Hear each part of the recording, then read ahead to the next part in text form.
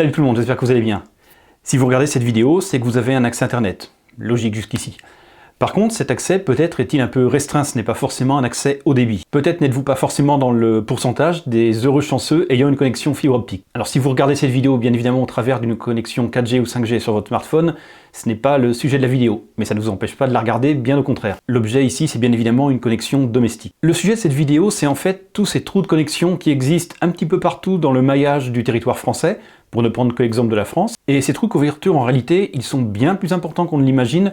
Leur nombre peut paraître peu significatif en termes de pourcentage, mais la réalité du terrain, je peux vous assurer que c'est parfois beaucoup plus compliqué. Alors évidemment, je ne vous parle qu'au niveau de la France, mais imaginez au niveau européen et encore plus au niveau mondial. Et c'est ici qu'entre en jeu une course que se livrent certains acteurs depuis quelques années maintenant, un accès au débit pour tous depuis des satellites en orbite basse. Et force est de constater qu'un acteur sort tout particulièrement du lot, à savoir Starlink de la société SpaceX. Alors bien évidemment, en termes de nombre d'habitants, la connexion fibre gagne chaque mois de nouveaux abonnés, et l'écart tend petit à petit à se restreindre. Mais il restera toujours des dizaines, voire même peut-être des centaines de milliers de foyers qui n'auront pas accès à une connexion internet haut débit. Et pour eux, malheureusement, cela ne restera qu'une chimère. Alors par très haut débit, on peut considérer de façon totalement arbitraire que c'est au moins 20 mégas en download et 4 à 5 mégas en upload. Et chez nous, il est évident que certaines zones ne seront jamais couvertes, faute de rentabilité. Pour autant, dans notre société actuelle, c'est vraiment quelque chose qui devient de plus en plus pénalisant de ne pas avoir un accès qui soit digne de ce nom, avec tous les services associés, et de plus en plus de services qui nécessitent justement cette connexion. Pourtant, la densité de population de la France est relativement importante au regard d'autres pays, que je vais vous mettre à l'écran, pays ou continent d'ailleurs en l'espèce. Donc on pourrait considérer que ça reste un peu plus simple chez nous. Donc imaginez quand vous prenez un pays comme les États-Unis,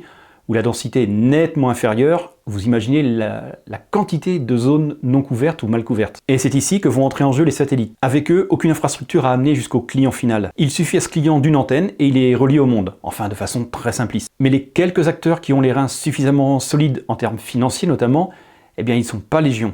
Et nous allons retenir seulement deux noms pour le moment qui commencent un peu à déployer leur constellation, à savoir OneWeb et Starlink. Mais vous l'avez vu dans le titre, je ne vais parler évidemment que de Starlink, pour une raison très simple. C'est à ce jour l'acteur qui a déployé le plus grand nombre de satellites et de très loin, donc c'est celui qui a l'avancement le plus important et potentiellement celui qui a le plus de chances de réussir son pari. Car en effet, Starlink est désormais disponible en version bêta pour un certain nombre de clients, dont les clients français depuis quelques semaines, donc on peut considérer que c'est vraiment l'acteur aujourd'hui qui est le mieux implanté sur le marché, c'est d'ailleurs le seul. Voyons à présent comment se présente son offre techniquement parlant. Au 31 décembre 2020, il y avait 2787 satellites en orbite autour de la Terre, et il faut savoir qu'environ 1 millier étaient déjà des satellites Starlink, c'est-à-dire plus d'un tiers. Seulement, à terme, en 2025, la constellation Starlink devrait s'élever à 12 000 exemplaires, 12 000 satellites en orbite autour de la Terre.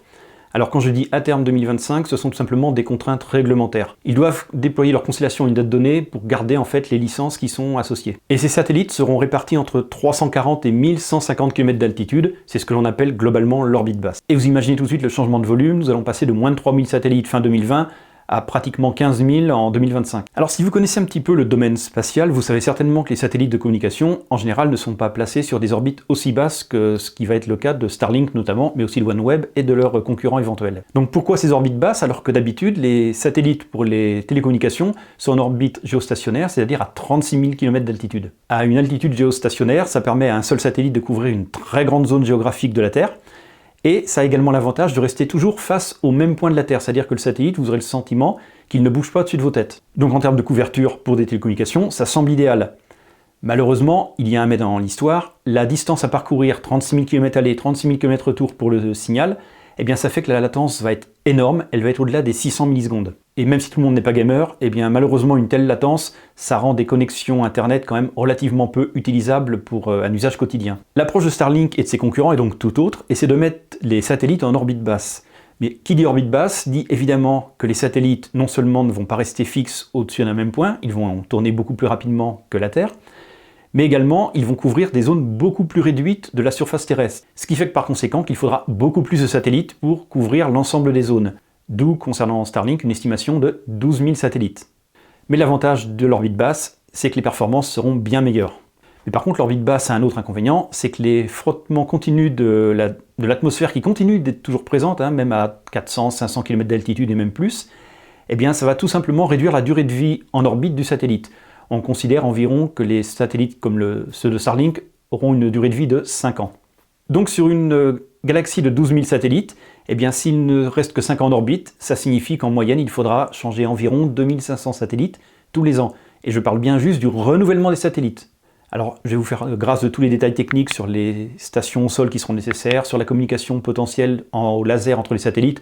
Toute cette partie-là on peut la laisser de côté, elle n'a pas d'intérêt dans l'objet de cette vidéo. Je vous l'ai un petit peu mentionné en introduction, mais ce qui est important de voir, c'est qui est derrière Starlink. Et tout simplement, eh bien derrière Starlink, ce n'est autre que SpaceX, une société qui innove et qui bouscule pas mal de choses depuis une dizaine d'années dans le domaine du spatial. Et si c'est important, c'est parce que ces deux sociétés sont fortement imbriquées l'une dans l'autre, et leurs projets en fait sont interdépendants les uns des autres. Donc pour cela, nous allons devoir parler de façon un petit peu plus précise de l'industrie spatiale de SpaceX en particulier. Alors SpaceX, vous la connaissez très certainement au travers au moins de son emblématique patron, Elon Musk. Difficile de ne pas le connaître au moins de loin entre SpaceX, Tesla, Hyperloop, Neuralink, mais au-delà de son excentrique patron, SpaceX c'est avant tout une entreprise dans le domaine du spatial qui a été créée il y a maintenant 20 ans. Et c'est en 2021 la société qui a le record, ou peu s'en faut, de nombre de lancements. C'est le plus gros lanceur. Alors au-delà du simple lancement de satellites, il faut savoir que SpaceX ravitaille également l'ISS depuis de nombreuses années. Elle envoie notamment des astronautes au travers de sa capsule Crew Dragon, dont il y a encore quelques semaines notre Thomas Pesquet national. Alors oui, évidemment, la société a bénéficié des subventions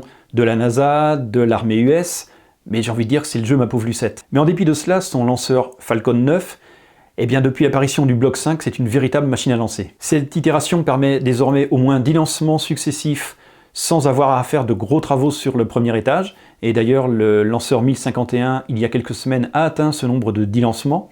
Donc ça permet aujourd'hui à SpaceX d'effectuer de très nombreux lancements avec finalement une quantité relativement réduite de premier étage. Et concernant SpaceX, eh bien en 2021, nous oscillons autour des environ 2 lancements par mois. Alors au regard de l'industrie spatiale existante, eh bien c'est déjà un rythme de lancement très élevé. Et pour autant, eh bien ça fait environ 120 satellites par mois de lancer. Sur une année, ça fera au maximum 1440 satellites. Et en réalité, ça fait moins. Donc on se rend compte qu'il va y avoir un petit problème mathématique. À ce rythme, les 12 000 satellites en orbite en 2025 ne pourront jamais être atteints, c'est une évidence. D'autant plus qu'à cette époque, il faudra commencer à remplacer ceux qui retombent parce qu'ils ont tout simplement atteint leur durée de vie de 5 ans.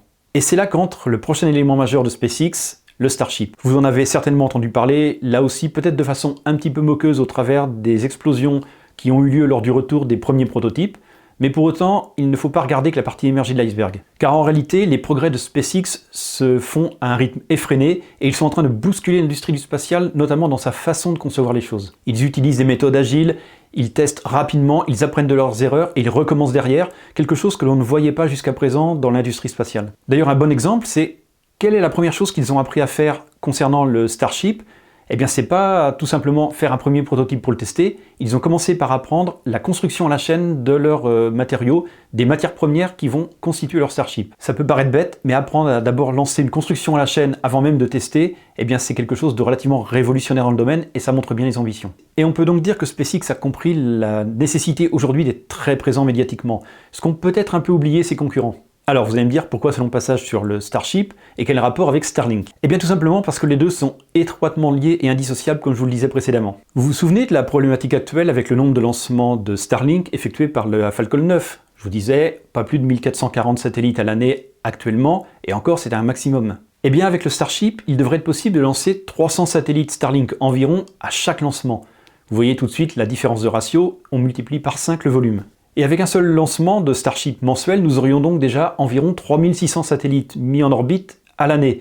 Par rapport aux 1440 avec la Falcon 9, vous voyez tout de suite la différence de ratio, et surtout que notre problématique elle commence à s'éloigner du nombre de lancements annuels. Et vous imaginez avec 2 lancements par mois, on double le volume, on passe à plus de 7000 satellites. Et on se rend tout de suite compte que le Starship est un élément essentiel, fondamental même, dans l'approche de Starlink. Car la particularité du Starship, au-delà de ses dimensions et de sa capacité d'emport, eh bien c'est qu'il est prévu pour être entièrement réutilisable, là où la Falcon 9 ne récupère que son premier étage, et les coiffes, mais c'est accessoire. Nous changerions alors totalement de paradigme. Quoi qu'en disent les sceptiques et même j'ai envie de dire les pisse-froids, eh bien l'industrie spatiale ferait un bond gigantesque et elle abandonnerait petit à petit cette technologie qui est finalement plus ou moins la même depuis les années 60.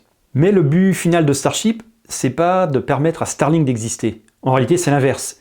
Le but de Starlink est de permettre à Starship d'exister et surtout d'exister là où la volonté d'Elon Musk veut l'emmener. Car le véritable but avoué de Spaceship, au dire même d'Elon Musk, eh bien c'est d'emmener l'homme sur Mars. Alors bien évidemment, c'est un tout autre sujet, mais ça permet bien de comprendre le pourquoi de l'approche de Starlink. Et je crois qu'à présent, il va être temps de parler un petit peu de gros sous. Il y aurait pour le moment déjà environ 500 000 pré-réservations d'abonnements à Starlink. On peut estimer que le million d'abonnements devrait être rapidement assez atteint, en tout cas d'ici la fin de l'année. Alors commençons par voir un petit peu combien ça coûte de s'abonner chez Starlink. Et je vous parle des tarifs pour la France tels qu'ils ont été annoncés il y a quelques semaines.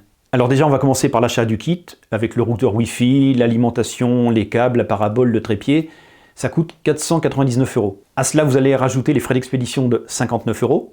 Et enfin, vous allez avoir l'abonnement mensuel de 99 €. Alors oui, première constatation, le ticket d'entrée, il est quand même plutôt salé. Mais je vais mettre ça volontairement de côté, même si ça constitue déjà un frein potentiel pour pas mal de monde. Et je vais considérer arbitrairement que sur cette partie-là, Starlink ne fera pas véritablement de bénéfice, c'est-à-dire l'achat du kit et son envoi. Parlons à présent de l'abonnement, ce qui sera vraiment l'élément le plus important et le plus intéressant pour Starlink. Alors bien évidemment, il est relativement élevé, on parle de 99 € par mois, mais au regard d'un abonnement internet haut débit dans pas mal de pays, finalement, il est déjà un peu plus intéressant. Et tout particulièrement si les débits promis sont atteints, et notamment la stabilité de la connexion. Maintenant, revenons sur nos potentiels 1 million d'abonnés à 99 € par mois. Eh bien, on se rend compte tout de suite que ça représente, rien que ces abonnements, environ 100 millions d'euros par mois de retombées financières, soit évidemment sur un an, 1,2 milliard d'euros. Et les chiffres que je vous donnais, c'est bien évidemment avec juste 1 million d'abonnés, mais il est évident que Starlink ne s'attend pas à 1 seul million d'abonnés au niveau mondial. Je pense qu'ils attendent un chiffre au moins 10 fois supérieur, et je dis bien au moins, puisqu'Elon Musk déclarait il y a quelque temps dans une interview que rien que pour les États-Unis, il s'attendait à 5 millions d'abonnements. Donc vous le voyez, nous sommes tout de suite sur des chiffres qui deviennent carrément gigantesques. Je vous parle en termes de trésorerie bien évidemment, mais les coûts en face seront eux aussi pharaoniques. Donc l'objectif c'est bien évidemment que l'un compense l'autre. Alors bien évidemment on peut critiquer Elon Musk sur bien des choses, et dans pas mal de cas ces critiques sont justifiées, mais s'il y a bien une chose on ne peut pas l'accuser, c'est de chercher à s'enrichir pour s'enrichir. Mais cet argent il s'en sert pour développer des projets auxquels il croit fermement. Ça en fait sourire plus d'un, d'aucuns le moquent, y compris notamment dans les milieux scientifiques. Et alors? Ayons au moins l'honnêteté de reconnaître qu'il veut changer les choses, qu'il veut apporter des nouveautés, et qu'il sait mettre les moyens pour y parvenir. Est-ce qu'il y parviendra? On n'en sait rien et c'est pas l'objet de cette vidéo, mais on peut au moins lui reconnaître cette qualité. Et Starlink, au-delà d'être une manne financière pour financer ses projets, eh bien il faut aussi reconnaître que c'est quelque chose qui est là pour répondre à un besoin véritable. Car il y a aujourd'hui une véritable problématique à laquelle nous n'avons pas de réponse, en tout cas pas de réponse valable. Comment solutionner les trous de couverture réseau? Comment apporter une couverture haut débit au plus grand nombre? Alors si aujourd'hui vous avez du mal à visionner cette vidéo parce que vous avez une connexion peu rapide, eh bien peut-être que dans 2 ou 3 ans, vous pourrez la visionner en Full HD au travers tout simplement d'une connexion Starlink, qui sait. Quoi qu'il en soit, seul l'avenir nous dira comment les choses vont évoluer. J'espère que cette vidéo vous a intéressé. Dites-moi dans les commentaires si vous aimeriez avoir plus de vidéos de ce type à l'avenir. En tout cas, j'espère que ça vous a intéressé. N'hésitez pas à la commenter, à la liker, à la partager sur les réseaux sociaux. Vous savez que c'est vraiment très important pour les algorithmes de YouTube. Quant à moi, je vous dis à très bientôt dans une prochaine vidéo. Salut tout le monde!